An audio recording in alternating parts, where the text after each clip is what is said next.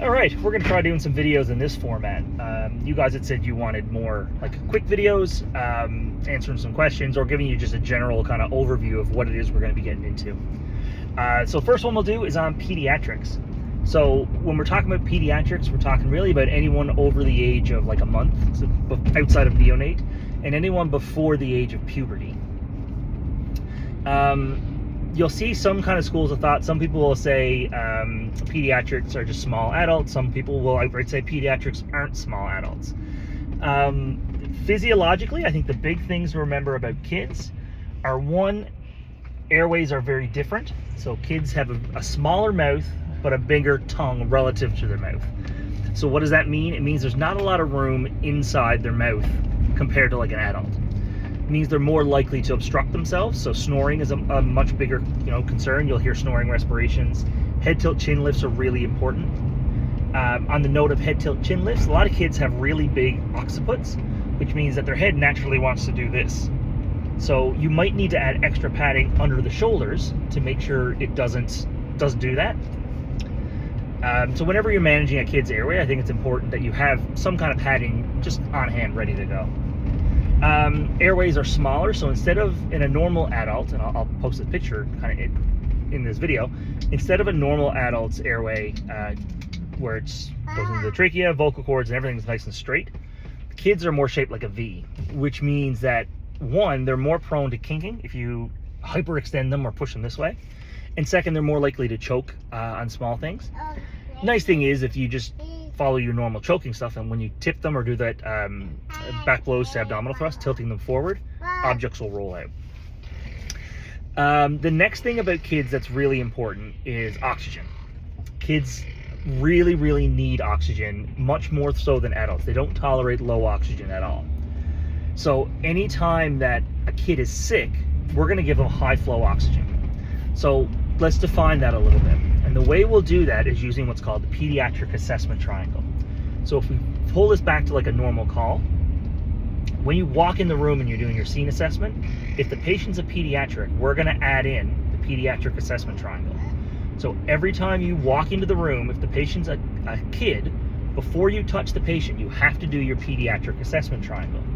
And the pediatric assessment triangle is appearance. So what does the kid look like?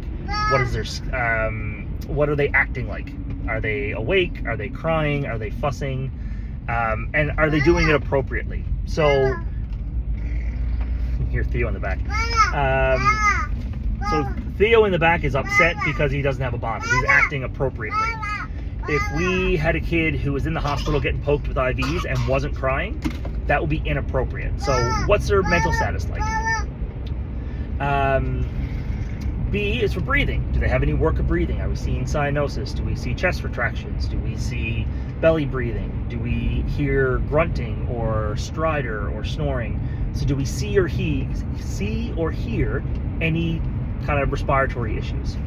And then C is circulation. So what's their skin like? Do they look pale? Do they look mottled? Do they look cyanotic? So again, pediatric assessment triangle, it's part of our scene assessment. You have to do it before you touch the patient. So before you touch the patient, if there's anything wrong, any one thing wrong in that pediatric assessment triangle, patient's going to get oxygen. Now, how much depends on when you get to your primary assessment, you'll be able to figure it out. But a great way to think about it is, I walk in the room and I see something wrong in the pediatric assessment triangle. I turn to my partner, I say, partner, get the oxygen tank out. We're going to put oxygen on this kid. I'll tell you how much in a second. And then you'd move through your ABCs and figure out, do you need an under-breather, a nasal cannula, BVN, like what are you looking for? But my expectation for you guys, pediatric assessment triangle means getting oxygen out for the patient. And you should do that before your primary assessment. Moving on through kids, we talked about airways, we talked about their breathing. They need oxygen. They really require oxygen. And they don't tolerate hypoxia well at all. Hitting on to circulation stuff, kids' vital signs are very different than adults. They change pretty regularly with age, pretty irregularly with age. So a 1-month baby has very different vitals than a 3-month, who has very different vitals than a 6-month, a 1 year, a 10 year. So rather than try and memorize the vitals, look up You can Google them or look them up on an app. I recommend Pediatrics, but it's a paid-for app, so you don't have to buy it. If you ever work in a place where you're treating lots and lots of kids, it might be worth it to get a really good app like that. But you can Google normal kids' vital signs. Most protocol apps, like the Island EMS or Nova Scotia app, will have a chart for pediatric vitals.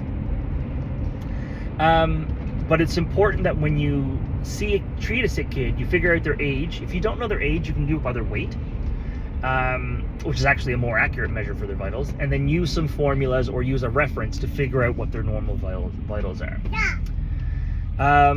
When you're treating your sick kids, again, oxygen for everybody. If we need to give them any fluid, it's a 20 ml per kilogram bolus of fluid, just like in adults. But again, the difference is that it's weight-based. So if it's a 10 kilogram kid, they're only going to get 200 mils total. And 200 mils to that kid is the equivalent of giving me 2 liters. When we're giving fluid to kids, try and avoid hooking up big liter bags to children, because if they accidentally get left wide open, you can actually bolus way too much fluid in. So a good technique is called the push-pull method. Take a big syringe, draw up the fluid that you want to give the kid, disconnect it, and then hook it up to the IV lock. So the lines are very rarely connected directly to kids. Most medications are weight-based for kids, so Gravol, for example, is 10 milligrams per kilogram. 1 milligram per kilogram, 1 milligram per kilogram. Whereas for an adult, it's 25 to 50. Kids might get 5 or 8 or 10. And oftentimes with kids' medications, there's a ceiling you'll hit when you basically get to adult doses. So 20 mils per kilogram fluid, always check your weights and make sure you're using the right formulas. If you're trying, once you give your fluid bolus and you've got the pressure where you want it, then you're going to look at a maintenance infusion.